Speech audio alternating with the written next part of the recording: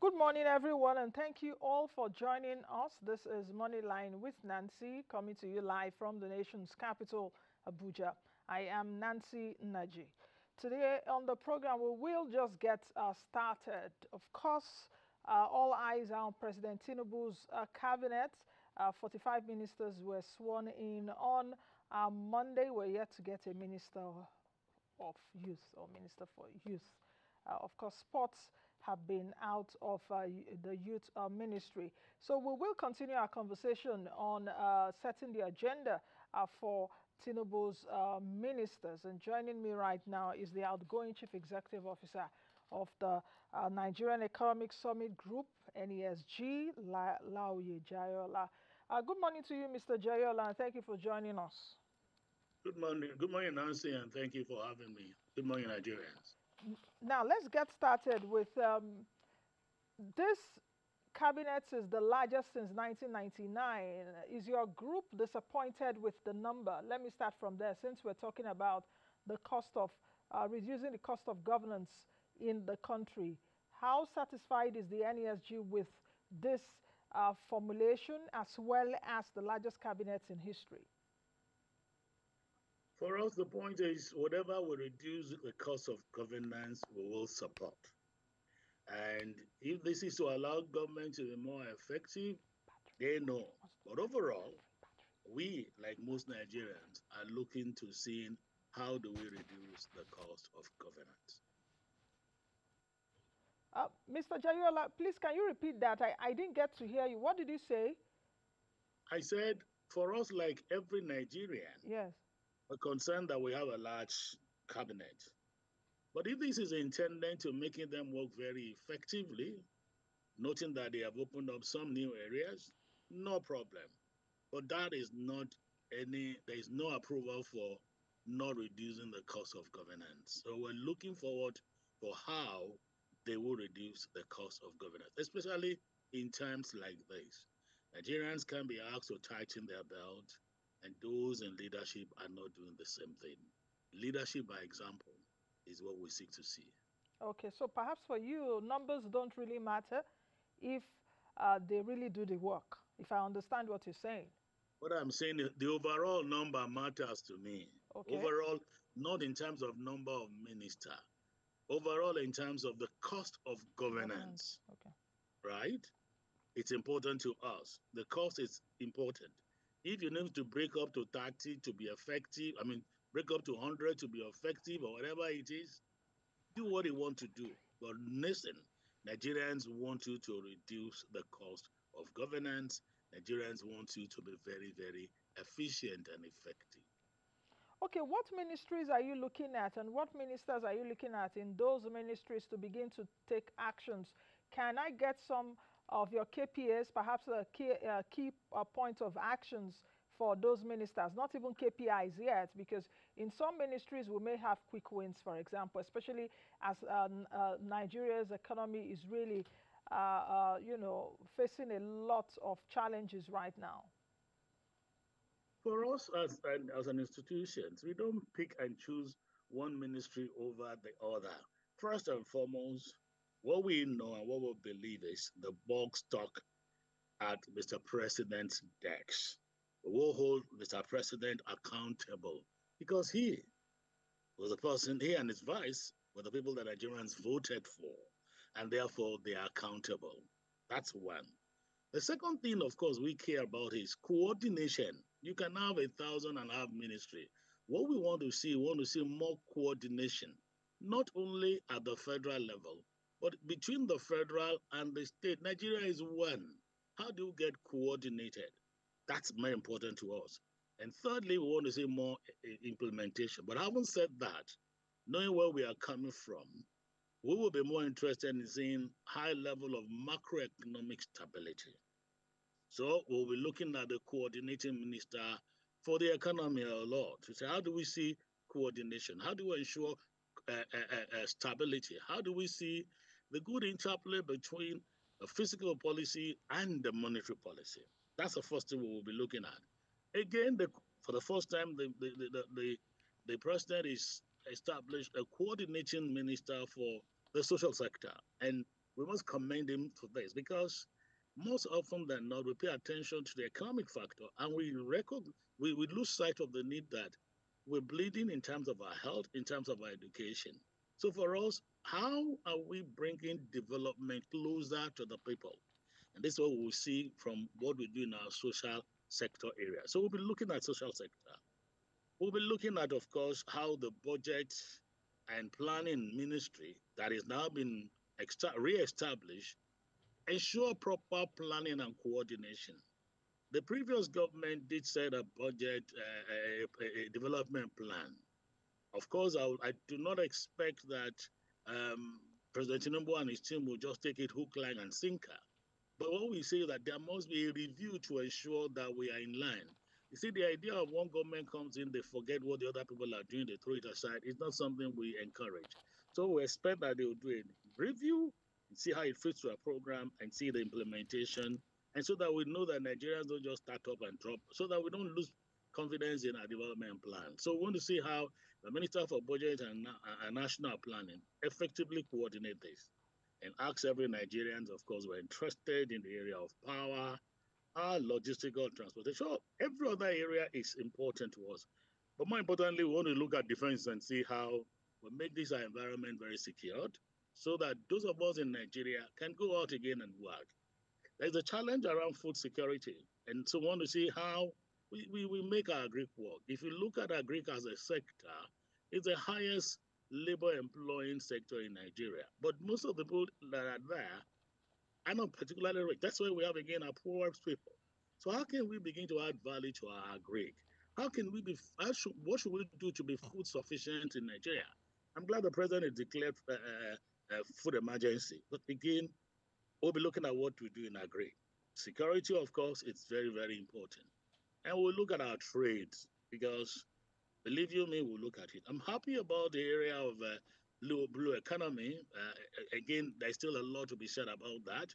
But Nigeria, given our coastal line, given what the things that are happening in our fish sector and our shipping sector and all of those things, we want to see what is in there. It goes beyond just setting a ministry. I think we should sit down and look at targets and what we want to do and what does that entail. And so a number of, and of course, there is no way you will not about, we won't talk about creative. And I'm glad again about the area around information technology and ICT. How do we leverage that to make government business effective? How do we leverage that and pass it to our schools and make sure that we are effective in what we do in our school, our teaching pedagogy, all of those things, we use that to enhance all of those things. So a lot of them were watching and we want to see what is it they want to do. But like I did say, the bulk stock of Mr. President's table. So Of course, don't let me forget petroleum. Petroleum still, no matter what we talk about non-oil sector, we still need to touch our petrol and gas. I'm glad that gas is going to be given much more focus. I hope that we all optimize the abundant resources we have in the gas area. So, whichever of the ministry you touch, their work is cut out for them. But what's important is to see more coordination, more implementation, more value addition, reduction in leakages, and how do we get the civil service to implement better? You just got out the whole questions I want to ask out of my mouth, because when you said that the buck stops at the president's table, I I I I I'm thinking about perhaps you mean political will for or a backing of Mr. President to these ministers, like during Obasanjo's days, as the president, President Obasanjo gave his ministers political backing, that backing that they could embark on many reforms that we saw during that time. Now, let's take a look at implementation of policies even across board. For example, if we take a look at the finance ministry, which Wale Edun is heading right now, Ways and Means is at 27 trillion naira right now. Of course, according to the law, we shouldn't exceed 5% for each year. But before the ninth National Assembly left, they increased it to 15%. So when we are looking at implementation of policies, how strong should we be in terms of that? Because there are already policies on ground, and I can bet you that all these ministers all the handover notes that have been given to them, there are policies in those handover notes, or even in the shelves in their offices. How should we begin to see a genuine implementation of policies across board? That's one. Second one, I like that you brought in the issue of the National Planning Ministry. Of course, there's an Agenda 2050 right now before the planning minister, who was a former governor of Kebbi State, now Minister Atiku Bagudu. What kind of development agenda should we begin to have vis-a-vis what is happening around the world right now, the fourth industrial revolution, and what you also mentioned earlier, talking about even the creative industry, innovation. So over to you, sir. Well, again, let me say that it's good enough. I mean, like I did say that the box top on the Mr. President's table, and that's the truth. He's the one that Nigerians voted for. Every other poll are appointee. So what we want to see first and foremost is that you have appointed these ministers, give them the latitude to deliver, and everyone that does not deliver, Mr. President, quickly ask the person to leave. That's one. The second thing I want to talk about is, so let's see targets. And let's be transparent with Nigerians. You talked about ways and means. Mm-hmm. For a long time, the central bank law said don't do, and we're doing it. I know some of us worry about debt, and most Nigerians worry about debt. Not that Nigerians are saying, oh, debt is bad. What we're saying is that when you take debt beyond what you can service, you are in trouble. The last year, 98% of our revenue was spent on debt servicing. And that is after they have suppressed the debt servicing rate, because treasuries were going for about 4, 5, 6%, when inflation was by far higher than that. If we're going to true to market and do, look, let's generate, this nation have the capacity to generate. This economy is a $40 billion economy. So that we're doing a 10% debt and people are concerned should not give us concern. How do we can borrow? What are we borrowing for? I mean, look at all that happened last one. We're borrowing to pay salary because all we're raising was simply just servicing debt. That's what we worry about. Nigerians aren't saying don't borrow. Nigerians are saying, please, first and foremost, be efficient in your spending. Secondly, grow the revenue very well and block all leakages and throw away wastages. And if you must borrow, borrow. I'm the first to say that government themselves, if they want citizens to be obedient to law, must demonstrate obedience to law themselves. So when you set targets for yourself, please go to your targets. Don't go overboard. Don't go beyond your. And if you must do it, come and explain to Nigeria that look, we have issues. But I think Nigerians are not difficult to govern. What we don't understand is when our people don't level with us, when they don't tell us the truth, when they are not open with us, when they do governance as if they are the master and we must just take whatever they tell us, hook, line, and sinker. Nigerians are not difficult people to rule.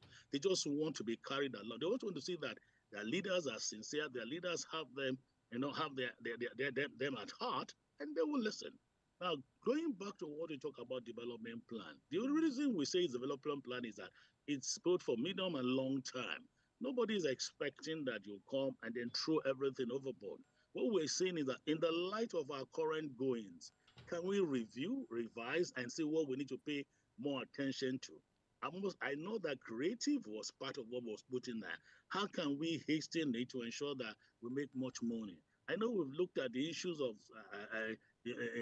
technology, agri itself, biotech, and all of this. How can we begin to implement and ensure that it can generate more revenue to Nigeria, and then we can be the large economy that we have the potentials for doing? But more importantly, how can we secure Nigeria all around? It's clear, we've said it before now, that you cannot just be using soldiers to police Nigeria. The fact of it is that our soldiers are overstretched. How do we do all-round policing instead of community police, all of this thing? This is time for us to involve everybody in securing. How do you ensure that we use leverage on technology for securing Nigeria? I'll give for instance, when people talk about oil theft, I say oil theft where? How are they carrying it? Don't we have technology to manage all of these things? So these are things that Nigerians are looking forward to. But the Minister of Budget and National Planning, all we'll say is review time is just next year. Let's review the development plan in the light of what we have and pay attention to it. But I tell you, security is key. Employment and job creation is very, very key. And they will work when we begin to add some value to our agri sector, when we allow creative to do. Our social sectors are very key. We need to begin to look at how we deliver our education and what we do. Health is wealth. I know I am one person that will say, pay attention to the girl child, pay attention to women, because they do a lot in most households in Nigeria. You'll be shocked that they lead most households. There was a data analysis that was done that realized that almost 25% of households in Nigeria are led by women, and we still do not put them sufficiently to sit at table. Those are the things I want us to look at and begin to work on. Of course, we need to work on our population. You've raised important matters, and let me just begin to dig into them. You talked about revenue. I would like to know what your views are, and also the group, as to Taiwo committee has been given a mandate to be able to harmonize our taxes in a bid to ensure that all revenues accrued to government comes to it.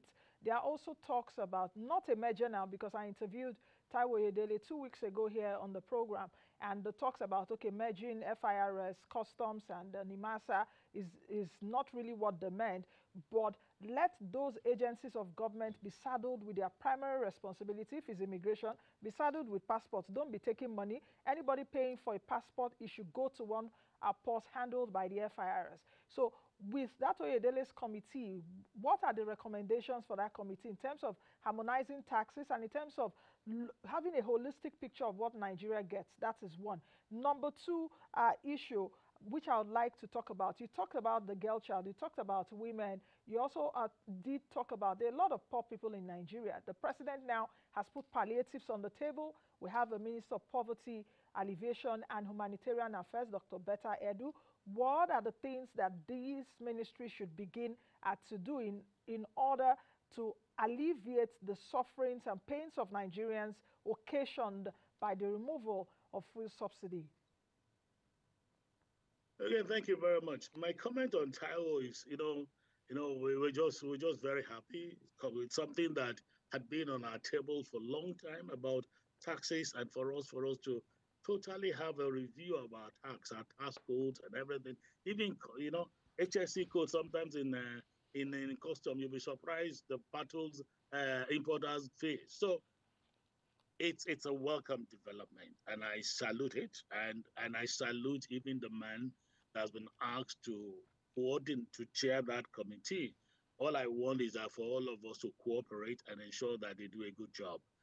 There's no doubt. I look at the team, and let me answer that. Say, look, NESG is a member of the team, and all that we have and we've done in tax area will already make available to the committee.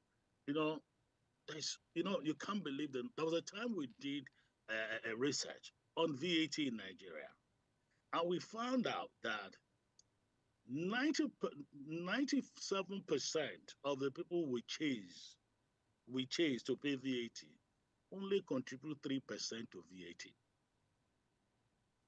And the cost of chasing them to pay was much more higher than all that they contribute. So you can imagine if you say, all of you guys don't even pay VAT at all, there's nothing that will take from our revenue.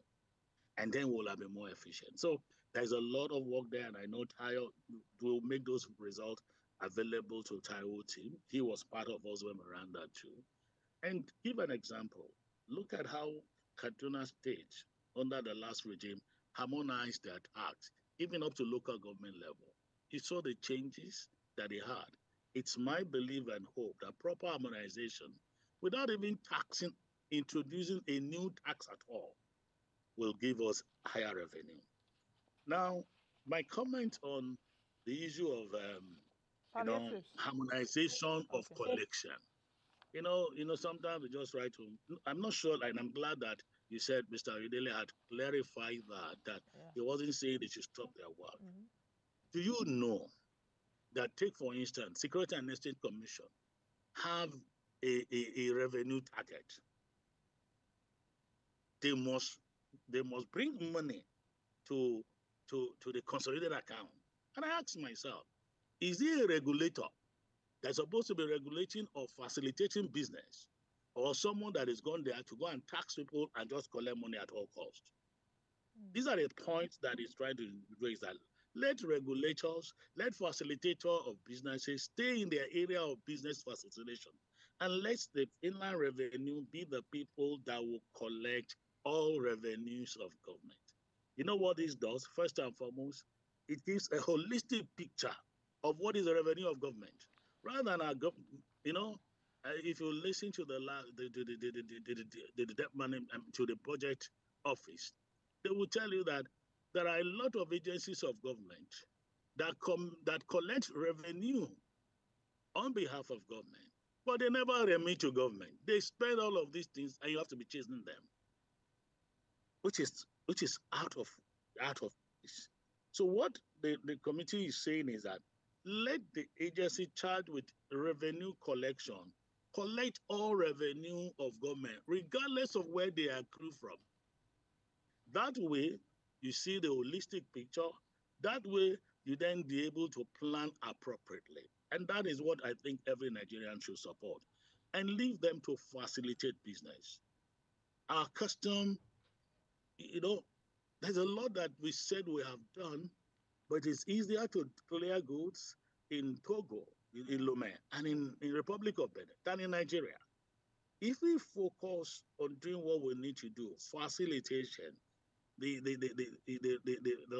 fund, for instance, our port of entries, Nigeria will be better for it. And all those leakages that government have will be blocked. That's what I believe we need to do, and I commend that work and said it should be done.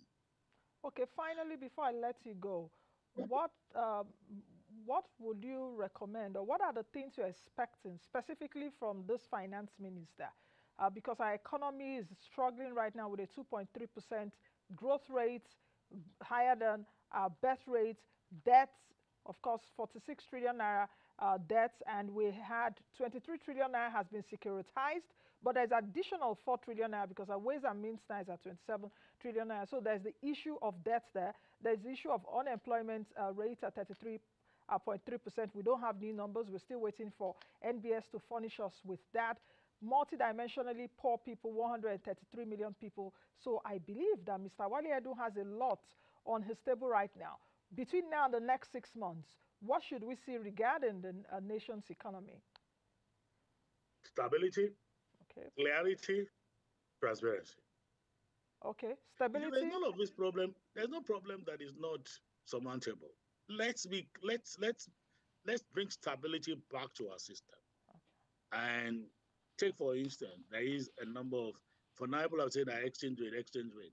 Our exchange rate will remain the way it is, moving up and down, until we can be able to rein in confidence. There are ways that they know it's available to government that if we do and Nigerians let them, we can rein in some support. You see, not it's good for us to generate all revenues from within Nigeria. Very good.